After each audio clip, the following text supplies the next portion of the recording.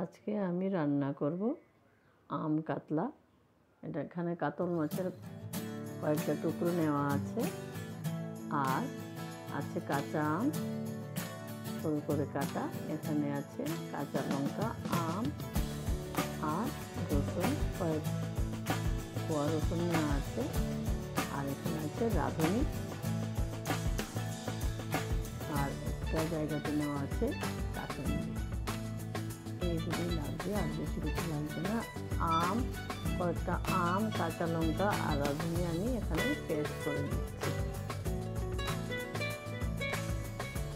পেস্টটা, আর এদিকে আমি রসুনগুলিকে থেতো করে নিয়েছি। আমার কড়াই গরম হয়ে গেছে। এখন আমি এর মধ্যে দিয়ে দেবো সর্ষের তেল মাছগুলি ভাজার জন্যে। নুন হলুদ দিয়ে মাছগুলি আমি আগে মাখিয়ে নিয়েছি, আর তেলটা গরম হলে আমি দিয়ে দেব এর মধ্যে কাতলা মাছের টুকরোগুলো। আমি একে একে মাছগুলি ভেজে নেব, একে একে দিয়ে দিচ্ছি আমি তেলের মধ্যে।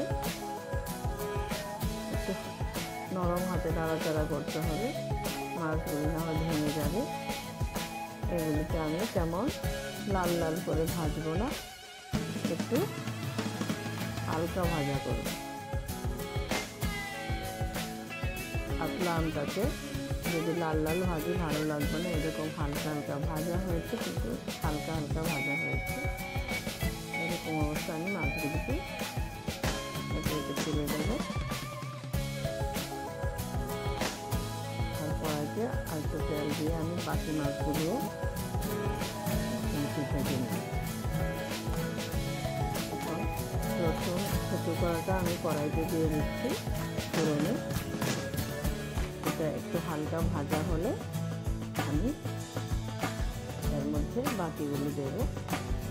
আমার পেস্ট করে রাখা আছে যে মশলাটা, ওটা রসুনটা ভাজা হওয়ার পরে আম, কাঁচা লঙ্কা আর রাঁধুনি আমি পেস্ট করে রেখেছি, ওটা আমি এখন দিয়ে দেব ফোড়নে।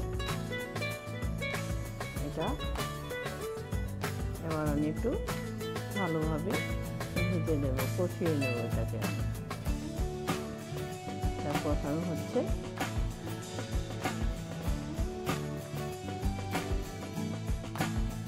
এখন আমি এর মধ্যে দিয়ে দেবো কাঁচামরিচ। কাঁচামরিচ পরেও আবার লাগবে। এখন আমি মশলাটার মধ্যে কষাতে দিয়ে একটু কাঁচামরিচ দিয়ে দিই, আর এর মধ্যে দিয়ে দেবো চেরা কাঁচা লঙ্কা মশলার মধ্যে। একটু নেড়ে চেড়ে আম দিয়ে দিয়েছি, আর একটু সামান্য পরিমাণ চিনি। আমি চিনিটা বেশি ব্যবহার করি না, এটা আমাদের দিতে হয়, তার জন্য একটু নামমাত্র একটু চিনি দিয়েছি। আমি রান্নার চিনি ব্যবহার করতে পছন্দ করি না, এটাকে একটু যা যার জন্য দিয়েছি। কাঁচা আমের কিছু সরু করে কাঁচা ওইগুলোকে ভেজে মশলার মধ্যে এখন আমি ঝোলের জন্য জল দিয়ে দিই। ঝোলটা একটু আলাদাভাবে দিতে হবে, আর কত পরিমাণ মাছ আছে ওইটা বুঝে দিতে হবে। বেশি ঝোলও হবে না, আবার বেশি শুকনো শুকনোও হবে না, এর জন্য একটু আন্দাজ করে জলটা দিতে হবে। তো আমার ঝোলটা ফুটে উঠেছে, এখন আমি এর মধ্যে একে একে মাছগুলি দিয়ে দেব। ঝোলটা দেখতে মনটা ভরে আসছে, মনে হয় স্বাদ হবে, ভালো হবে খেতে। তো আমি এর মধ্যে মাছগুলি দিয়ে দিচ্ছি,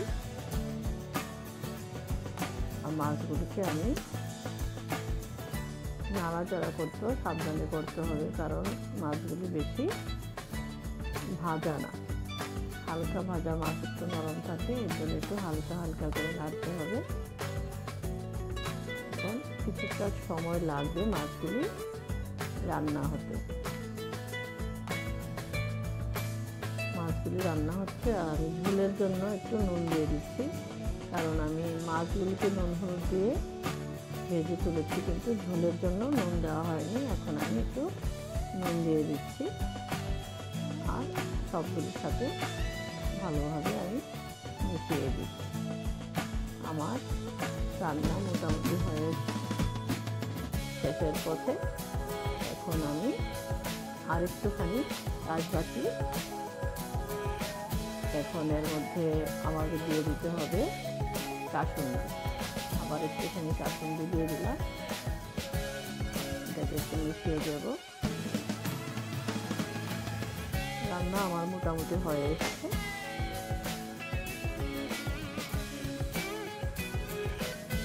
এখন আমি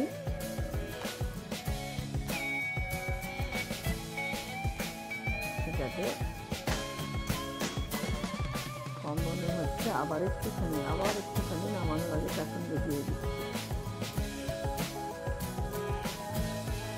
আর একটুখানি কাঁচা সরষের তেল দিয়ে দেবো এর মধ্যে নামানোর আগে। আমি কম তেল ইউজ করি, কিন্তু এখানে একটু তেল দিতে হবে, না হয় ফ্লেভারটা ঠিকভাবে আসবে না। এর জন্য আমি দিয়ে দিয়েছি একটু কাঁচা সরষের তেল। যতখানি তেল ব্যবহার না করলে চলে না ততখানিই করি, কিন্তু আমি মাছটার বাইরে তেল ব্যবহার করতে চাই না। আমার হয়ে গেছে আম কাতলা। এখন আমি দেখাচ্ছি, দেখতে খুব ভালো লাগছে। আমি তো খেয়েছি, আপনারা এইভাবে একবার বানিয়ে খেয়ে দেখবেন, খুব ভালো হয় খেতে।